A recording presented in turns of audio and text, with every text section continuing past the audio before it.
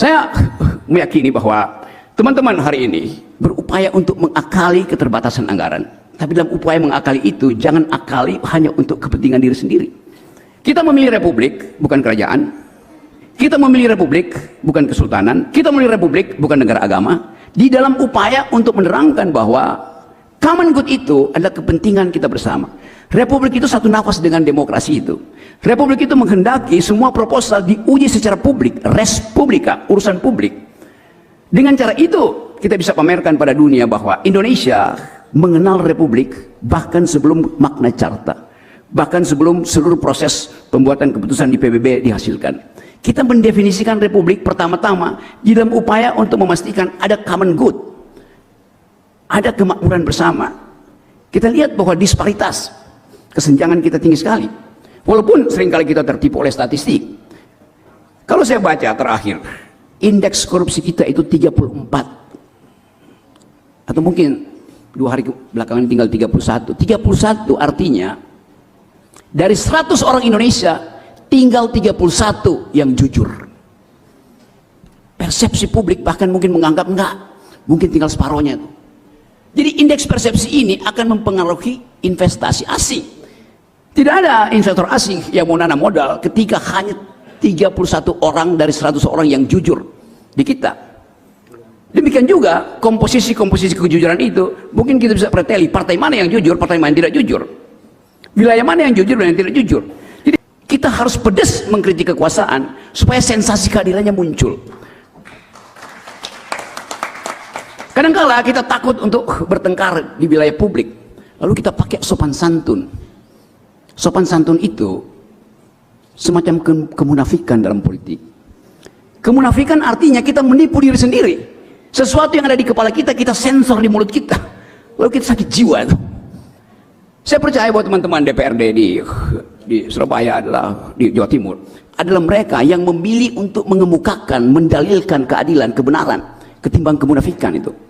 Saya ingin teman-teman yang muda terpilih hari ini memulai tradisi bahwa DPR itu memang dirancang untuk bicara. Karena itu disebut parlemen, ngomong, bukan transaksi amplop. Itu pentingnya. Setiap anggota DPR buka mata, tahu apa yang menjadi kebutuhan kampus, tahu bahwa kalau mahasiswa udah protes, itu artinya ketidakadilan udah di depan mata itu. Nah, saya ingin supaya percakapan hari ini didengar oleh mereka yang tugasnya adalah menertibkan demonstrasi. Demonstrasi tidak bisa ditertibkan, dia justru harus dijaga tuh. Yang tidak boleh ada kerusakan, vandalisme itu yang nggak boleh. Tapi pikiran hanya disebut pikiran kalau betul-betul ada pertengkaran ide di dalamnya.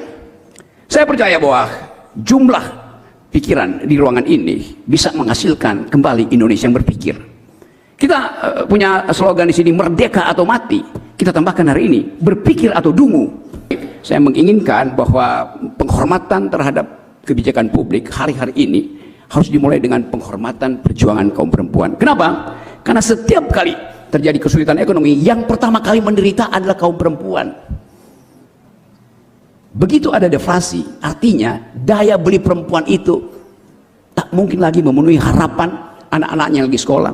Setiap pagi ibu-ibu buka dompetnya tinggal 20.000, padahal takut anaknya mesti pakai Gojek, habis kemampuannya. Harapan dia berhenti justru karena ekonomi memburuk.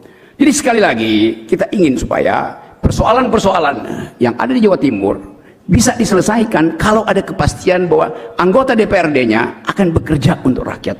Anggota DPRD memang akan dibebani oleh problem-problem yang tidak sama dengan anggota DPR pusat. Tidak ada anggota DPR pusat yang tengah malam didatangi oleh seorang perempuan yang lagi hamil, kan dihamil oleh pacarnya dan tidak mau bertanggung jawab. Tetapi anggota DPRD sampai ke daerah-daerah harus 24 jam berpiket, menerima keluhan. Ada tetangga yang tiba-tiba nggak tahu bagaimana BPJS-nya kok terhalang. Anggota DPRD terpaksa mesti keluarin uang yang nggak mungkin dilakukan oleh anggota DPRD pusat. Anggota DPRD pusat datang ke sini mengatakan kunjungan daerah, foto-foto di depan kantor kelurahan, lalu dianggap udah itu namanya kunjungan. Kunjungan artinya tiba di tempat di mana ada masalah itu, dan hanya anggota DPRD yang tahu.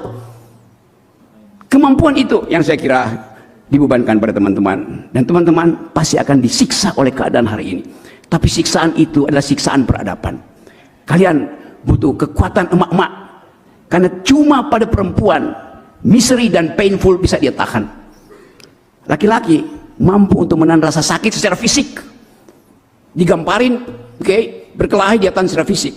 Tapi perempuan bukan sekedar secara fisik dia kuat, tapi secara batin. Dia menyimpan problem kesulitan ekonomi, dia tidak bocorkan pada suaminya. Setiap malam Indonesia hari ini ada kurang lebih 19,5 juta manusia Indonesia yang tidur dengan rasa lapar. Siapa mereka? Sebagian besar pasti perempuan. Karena perempuan akan berbohong pada suaminya, sudah makan bu? Sudah, walaupun dia belum makan, karena dia nunggu suaminya makan lebih dulu, nunggu anak-anaknya makan lebih dulu. Perempuan menyimpan itu sebagai misteri, tapi dia anggap bahwa hanya dengan kejujuran itu dia bisa selamatkan suami dan anak-anaknya. Nah, suami-suami yang jadi anggota DPR, perhatikan penderitaan itu. Misteri adalah hal yang mendasar pada perempuan. Karena itu saya anggap bahwa hari ini saya ingin ucapkan selamat datang politik perempuan di Jawa Timur. Perempuan diciptakan dari tulang rusuk pria, bukan dari kepala pria sehingga perempuan ada di atas pria. Juga bukan dari tulang kaki laki-laki sehingga perempuan bisa diinjak-injak oleh laki-laki. Perempuan diciptakan dari tulang rusuk laki-laki yang ada di sisi kiri badannya sehingga mereka setara.